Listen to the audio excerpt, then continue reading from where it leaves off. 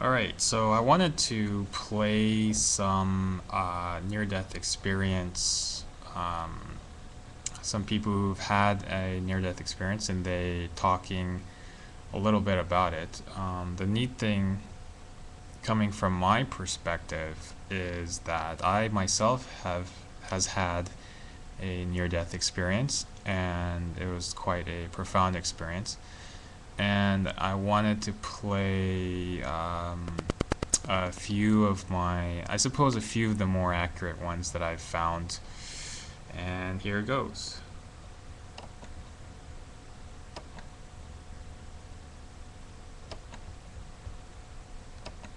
Hi, my name is Dr. Peg Abernathy, and I'm talking to you from beautiful Marina Del Rey, California, Southern California, on this beautiful day.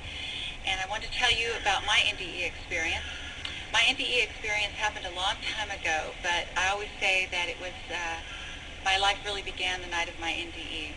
What happened was I was a performer down in Los Angeles, and I had internal bleeding and a massive cyst that had burst, and I was taken to the emergency room. And what was happening, I came from a very staunch Catholic background, and so I was lying on the gurney, and I was trying to fight this thought of death that was coming over me. I was lying there, I was praying every prayer I could possibly think of, and I thought, no, I went into the self-survival mode, and I thought, oh, I've got to fight this, I've got to fight this. I was very, very young when it happened. I was in my early 20s.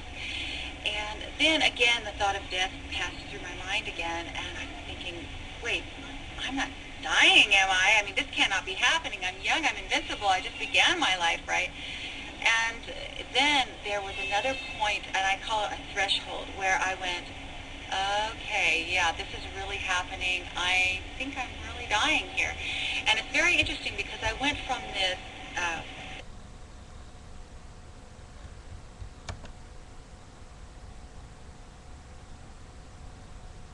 Alright, I think that was very accurate because if you listen very closely to what she says, it's very genuine. mindset of fighting and fighting and fighting to survive to this, it was like I crossed the threshold into acceptance. And once I accepted what was inevitable, and by then, of course, the bells in the hospital emergency room were going off, people started running around. And, but I remember smiling, and my smile was my last physical memory of this earth. And I remember a loud roaring sound, a buzzing sound, bells going off, and this kind of a sinking in within to myself. At that point, I was in the most beautiful, peaceful, what I call a subsistence of existence. I wasn't there, I wasn't here, I didn't know anything except this amazing peace. There was no pain. At that moment, I found myself at the top of the hospital room. And I was floating there, and I remember my face was upward. And I also remember consciously thinking, the body is back there. I kept referring to it as the body's down there, it's down there. But I also knew I did not want to look at my body. I didn't want to acknowledge it, and I certainly didn't want to get back in it because it was extremely painful. So at that point, I began to float upwards, and I began floating over what they call negative treetops. I call negative treetops. When you take a photograph and you have a negative, it's got that kind of different look about it, like a negative. I started floating over these treetops, and there were other entities or beings and people, a couple that I recognized, one is my grandmother, waving to me like, hi, come on in. And it was like I was floating above and looking down, and it was so beautiful. Now, I have to digress real quickly. Being from a very staunch Catholic background, this is not what I expected. And this whole thing was completely different, although I accepted it once I had transitioned over. So she comes from a very staunch Catholic background, and she hasn't expected anything like that. And her near-death experience was something that she actually fought. Um, it's quite interesting after hearing the video on Dr.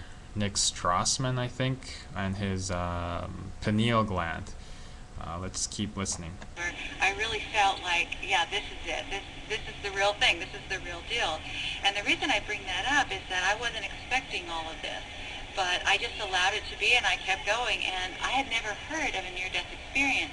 There were at the time, it's 20 years ago, at the time there were very few books about it, and people just didn't talk about it. And also the technology in the medical field wasn't as such as we can bring all these people back who have crossed over like they can today, especially with cardiac people. At that point, I just kept floating. It's interesting how a lot of people have heart attacks, and how a lot of people have strokes, and how a lot of people do end up having a near-death experience on cardiac difficulties.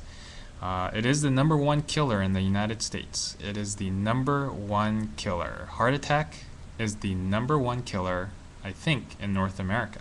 So, the chance that you will die of a heart attack and be resuscitated is pretty good.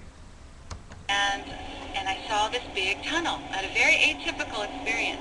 Big tunnel with a light at the end of the tunnel. And so I just floated through the tunnel. I entered the tunnel and I floated toward this light. This amazing, beautiful, peaceful, loving. It's interesting that a lot of people float through a tunnel and see the light and feelings of peacefulness and unconditional love. This seems to be a reoccurring theme in the near-death experience. All-encompassing and unconditional light. You really can't express it in human words because it completely limits the experience. And I've always called it the loving force. People call it unconditional light, unconditional love, loving warm light, love, whatever. But for some reason, I myself have called it the loving force, and this woman here calls it the loving light, which is very, very accurate. Loving light is very, very accurate. And there are no human words to express it. I say it's more of an emotion than it is a word. And I started to go towards the light, and I describe it as when I burst into the light and I was all encompassed into the light. It's sort of like when you're being born. As an infant, you come out and all of a sudden you're inundated with lights and sound and cold and wet, and you're just inundated. All your senses are just overwhelmed. That's the way I felt, all the way down into the core of who I am, with this amazing love and peace. I wanted this light. I didn't know what it was. I wanted it. I felt it. I needed it. And I kept thinking, oh, I'm home. I'm home. That's all I kept thinking. At that point, I remember looking or having the sensation to move over and look over there, and I started seeing my life pass by, my infancy, my childhood, and I felt good about it. I'm watching myself, oh, I remember that, and all these different things, which now I know they call it a life. A lot of near-death experience and in-death experiencers experience something similar to this, but I would have to say that everyone's afterlife experience will be different, will certainly be different, and will certainly be personalized. Mine was very, very similar to this woman's near-death experience. But there were certainly quite a few things that were different. And so I think all near-death experiences are similar, but they're personalized. So kind of like a snowflake, they all have their own design, their own patterns. Review. I had never heard of a life review. I didn't know anything about any of this. So this was all new to me.